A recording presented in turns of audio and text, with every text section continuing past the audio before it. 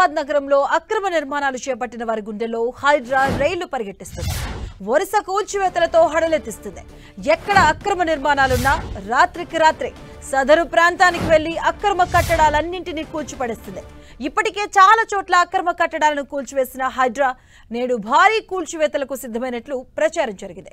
నగరంలో 17 భారీ కట్టడాల కూల్చివేతలకు హైడ్రా సిద్ధమైనట్లు సోషల్ మీడియాలో వార్తలు షికార్లు చేశాయి. భారీ పోలీసు బందోబస్తు నడుమ కూల్చివేతల ప్రక్రియ కొనసాగించబోతున్నట్లు వార్తలు బయటకొచ్చాయి. దీంతో మూసీ పరివాహక ప్రాంతాల ప్రజలు భయాందోళనకు గురవుతున్నారు. నేడు భారీ కూల్చివేతలంటూ ప్రచారం ఫేక్ అన్నారు హైడ్రా కమిషనర్ రంగనాథ్. హైడ్రా ఎవరికి ఎలాంటి నోటీసులు ఇవ్వలేదని క్లారిటీ ఇచ్చారు. కొన్ని సోషల్ మీడియా ఛానళ్లు హైడ్రాపై అవాస్తవ నకిలీ వార్తలను ప్రచారం చేస్తున్నాయని అన్నారు. ఇక ఈ విషయాన్ని మీడియా ప్రజలకు తీసుకెళ్లాలని కోరారు. హైడ్రా కూల్చివేతల గురించి అనవసర భయాలు పెట్టుకోవద్దని సూచించారు హైడ్రా కమిషనర్. అలాగే హైడ్రా భయంతో కుకట్పల్లిలో మహిళ బుచ్చమ్మ బలవన్మరణం చేసుకుందన్న వార్తలపై క్లారిటీ ఇచ్చారు రంగనాథ్. మహిళ మృతిపై కుకట్పల్లి ఇన్స్పెక్టర్తో మాట్లాడినట్లు తెలిపారు.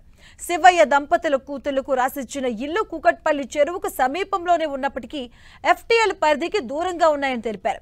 కూల్చివేతల్లో భాగంగా తమ ఇల్లును కూలుస్తారనే భయంతో కూతుళ్లు బుచ్చమ్మను ప్రశ్నించారని, దీంతో మనస్తాపానికి గురైన బుచ్చమ్మ ఆత్మహత్య చేసుకుంది అన్నారు. ఇక ఈ ఘటనతో హైడ్రాకు సంబంధం లేదన్నారు.